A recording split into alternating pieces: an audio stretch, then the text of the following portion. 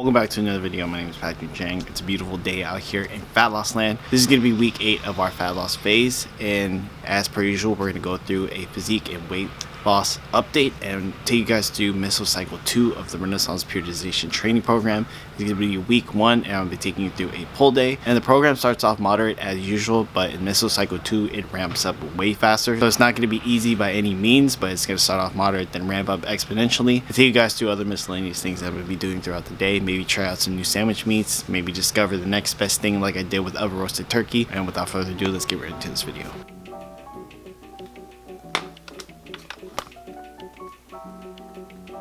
Week 8 day 1 had some of the greatest sleep I had in a long time.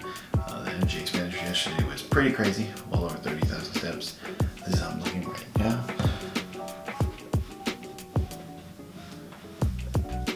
And feeling pretty hungry. A little over halfway, almost done.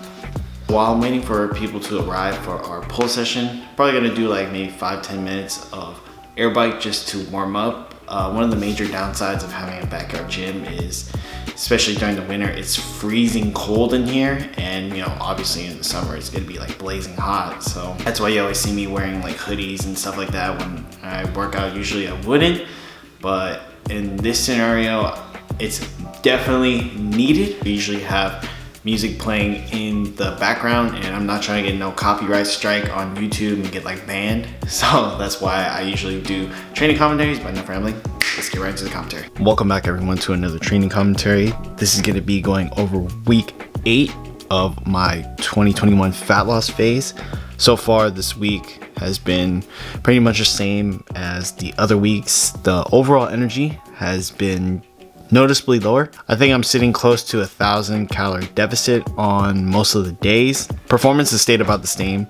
Still been able to maintain most of the same rep numbers on the program on the majority of all the exercises while dropping body weight, so that's a plus. So I don't really expect to make significant progress due to the fact that I'm in such a deep caloric deficit while dropping weight, but I still think it's pretty good that I'm maintaining like 98% of my numbers while dropping body weight. The overall physique is coming along nicely, and I really like where I'm at. For most people, they'd be probably content with where I'm at currently, but personally I like to see myself a little bit leaner, drop a little bit more body fat so I can see more definition. Great progress nonetheless, but for YouTube standards, I'm still probably on the fat side. My muscle connection and technique has, gradually improved after every training session, which is, the aim. I give myself mental feedback afterwards to kind of see if there's any areas for improvement, or if I perform well in certain areas, or I need to just like focus more in certain aspects of the training session, like typically towards like the mid to end session where like fatigue starts to rise and my energy starts to get lower. Sleep overall has been consistently very well, averaging about 7.5 hours every day, which is like fantastic from what I was getting beforehand. I would like to see my average to go up at least 8 hours for every single day. That'd be perfect. Overall stress is a little bit higher than I would like due to work, combined with being like a little bit moody during certain parts of the day where I'm kind of fasting, not eating, and having low carbs. The combination of not eating low carbs and my body craving carbs is equally as bad as the combo as you can get. If I were to rate my recovery overall, probably 8.5 out of 10. Would be closer to 10 if I reduce my overall stress, but other than that, this is probably the smoothest fat loss phase that I've had to date. Daily weigh-ins are always in a good trend, so I never really have to worry about my energy expenditure or having to worry about if I'm gonna be in a caloric deficit at the end of the day. The way that my clothes fit, everything is like super loose. Nothing fits tight anymore, so that's always a good plus. Feels like I'm back in the early 2000s when baggy clothes was like the trend. Cravings though. Cravings are getting pretty bad. My willpower to fight my cravings are starting to diminish greatly. Whenever I go to sleep and I'm laying in bed, the only thing I'm thinking about is bread. It's getting to the point where you probably need a diet break when all you're thinking about in bed while you're laying there is just bread, carbs, pizza, and stuff like that. Like I'll be really just trying to lay there, fall asleep, try to get some good quality sleep, and all I'm thinking about is extra slices of bread for tomorrow if I do another like 15 minutes of cardio or whatnot. That's definitely a good sign that a diet break is much needed, because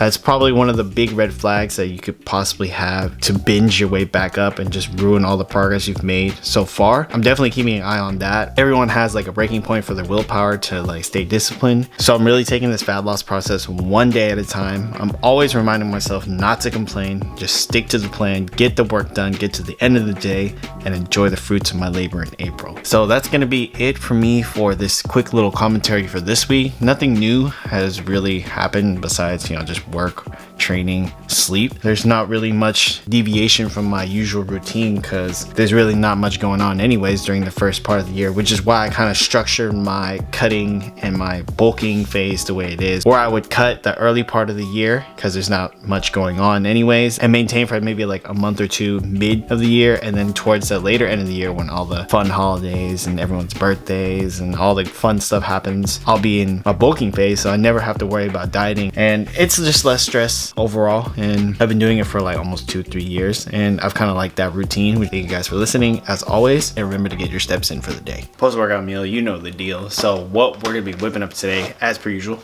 sandwiches, but with a little bit of a twist. We're gonna be trying new sandwich meats, and we're trying this roast beef from Hillshire Farm and Signature Select oven roasted turkey breast. This was on sale for $3, so I was just like very curious to see if this was gonna be actually worth it in terms of taste and price. I mean, for $3 I don't really expect much because there's probably a reason why this is $3, and this roast beef does look promising, so pretty hyped for that. And we're gonna get this bread toasted, and I'll let you guys know exactly what I think about these meats in just a second. Always toast your buns, or bread in this case. Alright, well, those sandwich meats didn't really hit like I expected it to. The roast beef overall was a little too salty and a bit slimy, so definitely not going to be buying that in the future. Oven roasted turkey definitely tasted like a $3 oven roasted turkey, so lesson learned. Don't cheap out on sandwich meats. You know, take it from me, unless you want to have a extremely subpar sandwich experience.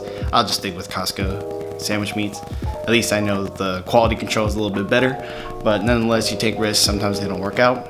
So what I'm gonna do for the rest of the day is do a little bit of video editing before work, and then after work, most likely I'm gonna be going over to Darian's place to use his treadmill because I am trying to still lose weight, but then I have to be pretty diligent with my time so I can get everything I need to get done during the day, which is video editing and then going to work and then cardio. But yeah, I'll see you guys after work. All right, y'all, so I just got off work and now we're on to the last part of the day.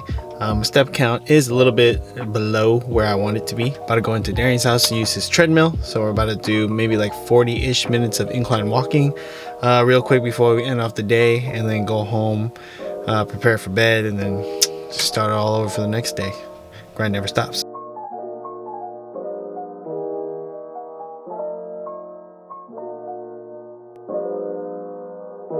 So I went in and showered, cleaned up, got ready for bed, starting to wind down a little bit.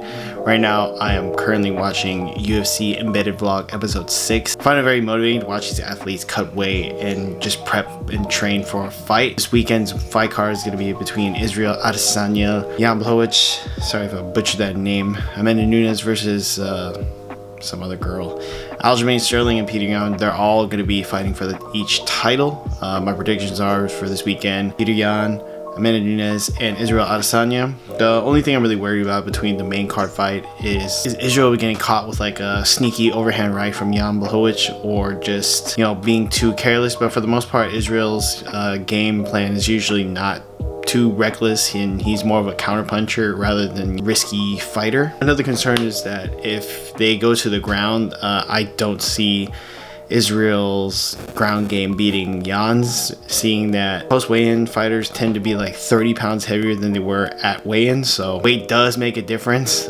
as you get heavier, especially for like ground game and stuff like that. But who knows, we'll see this weekend. But those are my predictions. Hopefully my predictions go better than the Poirier and McGregor fight. So I'm gonna wrap up this video here. Thank you guys so much for watching. Smash the like button for the YouTube algorithm if you haven't already. Next week is the start of the maintenance phase. We'll be doing something a little bit different this time around for our fat loss phase, and probably have an extended maintenance phase after watching a lot of videos about how long a duration of maintenance phase should be, which would probably help me keep most of the body weight off in the long run. But more details on the next video. Just know I'm super excited for the following maintenance phase to start, so I can enjoy more food and kind of just take the foot off the gas pedal and kind of just cruise for a little bit, if that kind of makes sense. Anyways, leave a comment in the comment section below. Let me know you're live.